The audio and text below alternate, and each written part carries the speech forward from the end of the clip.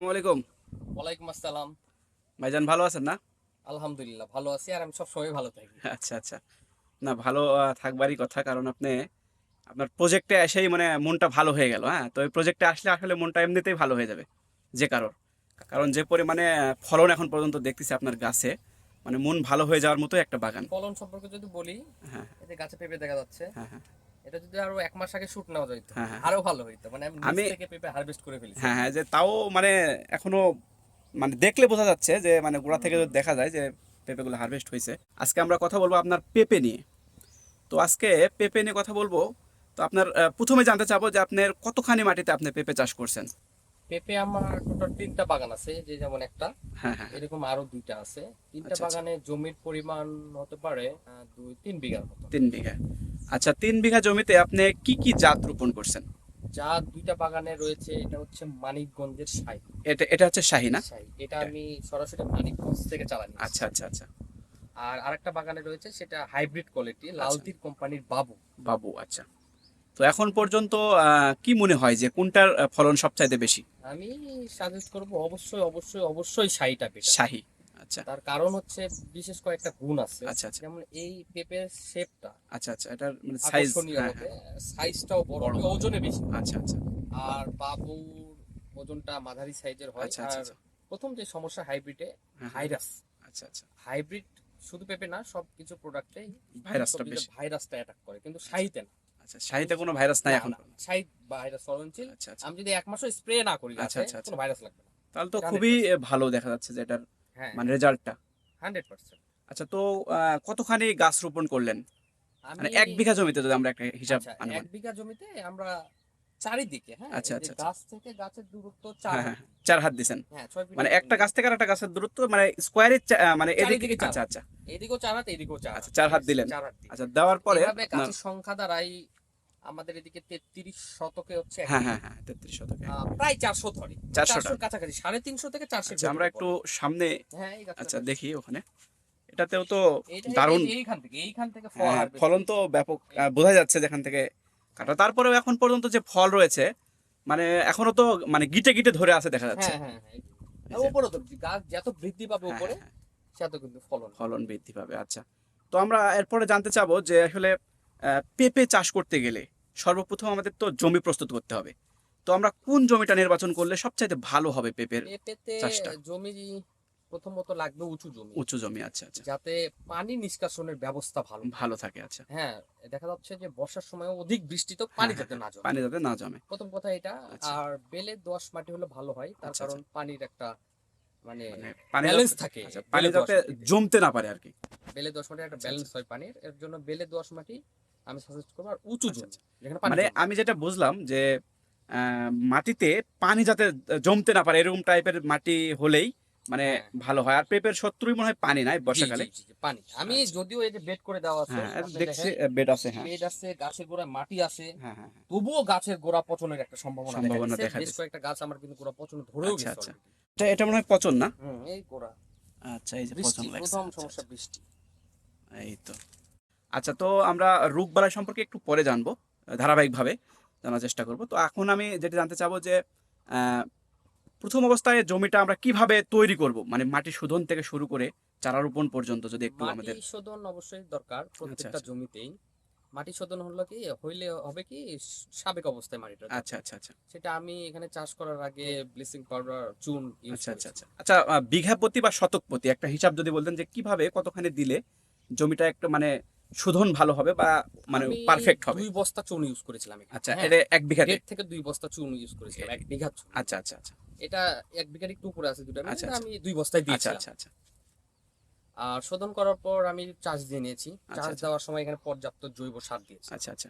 জৈব সার বলতে আমাদের গোবর সার লোকালে নাকি গোবর সার। আচ্ছা, আমাদের আচ্ছা। লোকালে যার বাড়িতে পাওয়া যায় গোবর সার আচ্ছা, যেগুলো আচ্ছা, বলি আচ্ছা। আমরা, এই এটা জৈব সার। এটা আনুমানিক কতখানি দিতে হবে? কত কেজি বা এটা কত মণ? নির্ভর করে আপনার কালেকশনের উপর। আচ্ছা, আমি মানে আপনি এখানে ১০ থেকে ১৫ বস্তা দিয়ে চাষ দিয়ে আচ্ছা, নিয়েছিলাম। আচ্ছা, আচ্ছা। তারপর প্রত্যেকটা গাছেতে আমার জৈব সার দেওয়া আছে। আচ্ছা, মানে ওটা কি প্রত্যেক গাছে মানে ধাপে ধাপে দিই। আচ্ছা ওই গোবর সারই না? হ্যাঁ, ধাপে আচ্ছা, আচ্ছা। ধাপে দিই। আমি রাসায়নিক সার দিই, আবার গোবর আচ্ছা, সারও আচ্ছা। দিই। দেখা যাচ্ছে আজকে আমি গোবর সার দিলাম আচ্ছা, আচ্ছা। ২-৩ কেজি, ১ আচ্ছা, কেজি। আচ্ছা। আবার রাসায়নিক সার কিছুদিন পর ইউজ করলাম, আবার আচ্ছা, একবার জৈব সার দিলাম। আচ্ছা হ্যাঁ, এভাবে ধাপে ধাপে কিন্তু আমি সারগুলো ইউজ করি। ইউজ শুধু করেন। আমি না, যারা যারা পেঁপে বাগান করেছে সবাই ধাপে ধাপেই কিন্তু ইউজ করে আর আচ্ছা কি। আচ্ছা। তো আমরা জমি প্রস্তুত কথা শুনলাম। এখন আমরা চারার কথা যদি বলি, হুম হুম। তাহলে আমরা জাতটা তো বললেন যে শাহী শাহী। সবচাইতে বেস্ট। তো আমরা চারাটা মানে আমাদের যারা নতুন উদ্যোক্তা সৃষ্টি হচ্ছে বা তৈরি করতেছি, তারা মানে যারা পেঁপে চাষ করতে চায়, পেঁপে নিয়ে কাজ করতে চায়, তারা চারাটা কোথা থেকে নিলে সবচাইতে ভালো হবে বা কি চারা নিলে আমি সবচাইতে ভালো হবে? আপনাদের বলি, সেটা হচ্ছে আমাদের নওগাঁ ডিস্ট্রিক্টে, নওগাঁ আচ্ছা জেলায় আচ্ছা পেঁপে নিয়ে খুব ভালো কাজ হয় না। আচ্ছা আচ্ছা আচ্ছা। এটা মানিকগঞ্জ, নাম মানিকগঞ্জের শাহী, হ্যাঁ হ্যাঁ তার হ্যাঁ। অর্থাৎ মানিকগঞ্জের স্থানীয় জাত। আচ্ছা আমরা দেখেছি মানিকগঞ্জের ওইদিকে প্রচুর পেঁপে চাষ হয়, আচ্ছা আচ্ছা। মানে বিঘাকে বিঘা বললে ভুলবে, শত শত বিঘা। পেঁপে চাষ হয়। হ্যাঁ, এর জন্য এটা স্থানীয় জাত। আচ্ছা আচ্ছা। তো সেইখান থেকে আস্তে আস্তে আস্তে মানিকগঞ্জ থেকে গোটা বাংলাদেশ ছড়াই ছড়িয়ে পড়েছে। আচ্ছা ছড়িয়ে পড়ছে। তো আমিও চেষ্টা করেছি ওখান থেকে আনার, তো আনার পরে আমি দেখেছি খুব ভালো কোয়ালিটি, রেজাল্ট ভালো আছে। জাত। কারণ আচ্ছা পেঁপে নিয়ে আমি আগেও কাজ আচ্ছা করেছি, হাইব্রিড আচ্ছা। ভালো ফল পেঁপের পাই। চারা কি কোকোপিটের চারা তৈরি হয় নাকি? আচ্ছা, আমি যেটা লাগিয়েছি সেটা মাটির, আচ্ছা কোকোপিটেও মাটি। হয়। আচ্ছা আচ্ছা। কোকোপিটে যে আমি বলবো যে খুব ভালো হয় খারাপ হয় তা নয়, কোকোপিটেও চারা মানে করলে আমি আমি মাটিরও জানতে হয়। চাচ্ছি যে মানে কোকোপিটের চারা কি বেস্ট হবে নাকি মাটির দ্বারা দিলেও কোনো সমস্যা হবে না? মানে কোনটা ভালো হবে আপনার কাছে কি ভালো মনে হয়? বলতে পেঁপের চারা দুই কোয়ালিটি হয় আমি যেটা আচ্ছা আচ্ছা জানি। তো দুইটাই আমি রোপণ করে দেখেছি, আচ্ছা আচ্ছা। রেজাল্ট প্রায় কাছাকাছি। কাছাকাছি আচ্ছা। হ্যাঁ মানে যে কোনোটা নিতে পারে হ্যাঁ যে কেউ। হ্যাঁ হ্যাঁ, মানে চারার গুণগত মানটাই আচ্ছা আচ্ছা। আসলে দরকার ভাই বেশি। এত মানে মানে বিস্তারিত বলার পিছনে কারণ হচ্ছে আমাদের এই ভিডিওগুলি আমি চাই যে আমাদের যারা দর্শক রয়েছে বা আমাদের যারা উদ্যোক্তা রয়েছে নতুনভাবে তৈরি হচ্ছে, তারা যাতে আপনার এই ভিডিও আজকে দেখার পরে নতুন করে যারা পেঁপে বাগান তৈরি করতে চায়, তারা মানে কোনো জায়গাতে যাতে মানে কোনো বাধা না পায়, মানে একবারে শুরু থেকে শেষ পর্যন্ত ইন হ্যাঁ হ্যাঁ, না ডিটেইলি। না, সেটাই সেটাই হ্যাঁ, এটাই বেটার। আমি আজকে হ্যাঁ, তুলে ধরার চেষ্টা করেছি। অনেকেই হয়তো বা ভিডিওর মাধ্যমে অনেক ফাউল কিছু হ্যাঁ হ্যাঁ হ্যাঁ। তথ্য তুলে ধরবে, হ্যাঁ, আমি যেটা নয় সেটা। আচ্ছা আচ্ছা কিন্তু আমি বলবো, আবারও বলতেছি, আমি নিজের আচ্ছা আচ্ছা। অভিজ্ঞতা থেকে, হ্যাঁ হ্যাঁ, আমি এই জন্যই আমি আপনার আগেও পেঁপে নিয়ে চাষ হ্যাঁ হ্যাঁ কাজ করেছি, এখনো করতেছি, আমি নিজের অভিজ্ঞতা থেকে বলবো যে শাহিটা বেস্ট হবে। বেস্ট হবে। আচ্ছা। তো এখন আমি জানতে চাই যে আপনার জমি চাষ হলো, মানে চারা রোপণও হলো। আচ্ছা, চারা রোপণের সময় কি কোনো রাসায়নিক সার দিতে হবে? না, রোপণের সময় দিই না। আচ্ছা অনেকে হয়তো বা জমিতে ছিটিয়ে দিয়ে চাষ দিয়ে নেয়, আচ্ছা আচ্ছা। অনেকে করে কি মাদা করে, হ্যাঁ হ্যাঁ হ্যাঁ। মাদা করে সেখানে জৈব সার রাসায়নিক সার দেওয়ার পর 15 দিন 20 দিন রাখার পর চারা আচ্ছা আচ্ছা রোপণ করে। আচ্ছা আচ্ছা সেটা করলেও হবে। আচ্ছা আর আচ্ছা। আপনি যদি মনে করেন না আমি চারা রোপণ করে দিব, গাছের শিকড় গুলো লাগার পর হ্যাঁ 15 দিন হ্যাঁ 20 দিন 1 মাস পর সার দেওয়া শুরু করবে। আচ্ছা আচ্ছা। শিডিউল মাফিক সার, হ্যাঁ হ্যাঁ দেখা যাচ্ছে আপনি 1 মাস পর পর সার ইউজ হ্যাঁ করছেন, হ্যাঁ। করা যাবে। তো সারটা ফ্যাক্ট নয়, গাছ লাগার পর গাছেই বলে দিবে যে সার আচ্ছা, প্রয়োজন কখন কি। প্রয়োজন হচ্ছে আমার? আস্তে আস্তে আচ্ছা, সারের লেভেলটা চলে আসবে ওইরকম তখন। ভাবে সার দিতে হবে। আচ্ছা। তো এরপরে সার গেল। এখন যদি আমরা বলি সেচের ব্যবস্থাটা, সেচ মানে মানে এটা কি মাটি ভেদে দিতে হবে নাকি কোনো নির্দিষ্ট নিয়ম রয়েছে বা কখন দিতে হবে একটু যদি ডিটেইলে আমাকে যদি একটু সেচটাও জানাতেন। গাছের উপর নির্ভর করবে, মাটির উপর তো অবশ্যই। আচ্ছা, মানে আমি দেখে বুঝতে হবে যে এখন হ্যাঁ হ্যাঁ সেচের হ্যাঁ, প্রয়োজন। যখন আচ্ছা মাটির কোয়ালিটিটা দেখা যাবে যে আচ্ছা আচ্ছা ঝুরঝুরা যে শুকাই গেছে, আচ্ছা সেচটাও আচ্ছা। প্রয়োজন সেচ এই গেল। এখন আমরা যদি বলি যে আপনার কীটনাশকের দিকে যদি যাই, কীটনাশক। তাহলে মানে গাছ রোপণের কতদিন পর থেকে শুরু করতে হবে এবং কি কি কীটনাশক দিতে হবে যদি গাছ একটু ধারাবাহিকভাবে বলতেন। রোপণের প্রথম দিকেই আপনাকে ছত্রাক আক্রমণ করবে, অর্থাৎ আচ্ছা আচ্ছা গাছের গোড়া পচন। আচ্ছা আচ্ছা যদি একটু বৃষ্টি হয় আচ্ছা আচ্ছা তাহলে গোড়াটা পচে যাবে, এর জন্য আচ্ছা আমরা শুরুতেই আচ্ছা।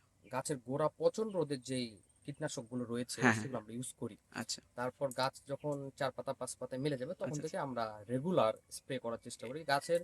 আমাদের এখানে আহ, শুধু পেঁপে নয়, সকল আচ্ছা আচ্ছা। সবজিতে সাদা মাছি হ্যাঁ আক্রমণ হ্যাঁ হ্যাঁ, হয়। এটা ব্যাপক একটা কারণ ফ্যাক্ট। সাদা মাছি ভাইরাস বহন হ্যাঁ করে। হ্যাঁ।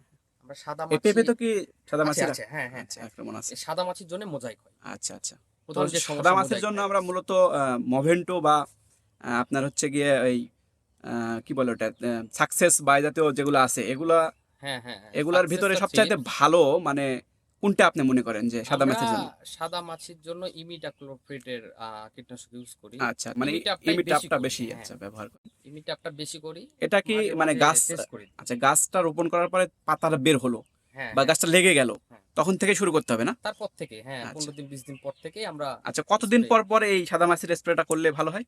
আমরা শুধু সাদা মাছি নয়, এটার সাথে ছত্রাক বলেন, এই যে মাকড় আছে, আচ্ছা আচ্ছা। মাকড়, এটা তিনটা একত্রিত মিশে হ্যাঁ আমরা 15 দিন পর পর স্প্রে করি। স্প্রে করেন। আর আচ্ছা এটা হাইব্রিডে গেলে আচ্ছা আচ্ছা। 7 দিন 10 দিন পর করতেই হবে। করতেই হবে। আমরা 15 দিন 20 দিন 1 মাসও পর, যেমন গত স্প্রে আমি 32 দিন পর করছি। আচ্ছা আচ্ছা। এভাবে তারপরেও রেগুলার কোনো দিতে হবে। সমস্যা হয় না এখন পর্যন্ত?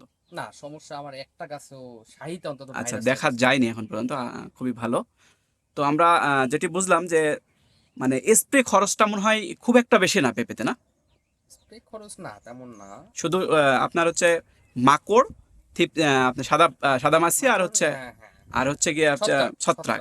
আচ্ছা, এই তিনটা মূলত নিয়মিতভাবে ধারাবাহিকভাবে করতে পারলেই মনে হচ্ছে যে ভালো মানের একটা ফলন পাওয়া সম্ভব। হ্যাঁ হ্যাঁ, আচ্ছা স্প্রে কন্ট্রোল করতে পারলে ভাইরাস আচ্ছা রোগ বালাই লাগবে তো না। এখন পর্যন্ত ভাই কেমন কি হারভেস্ট হলো আপনার? কতদিন হলো চারা রোপণ থেকে?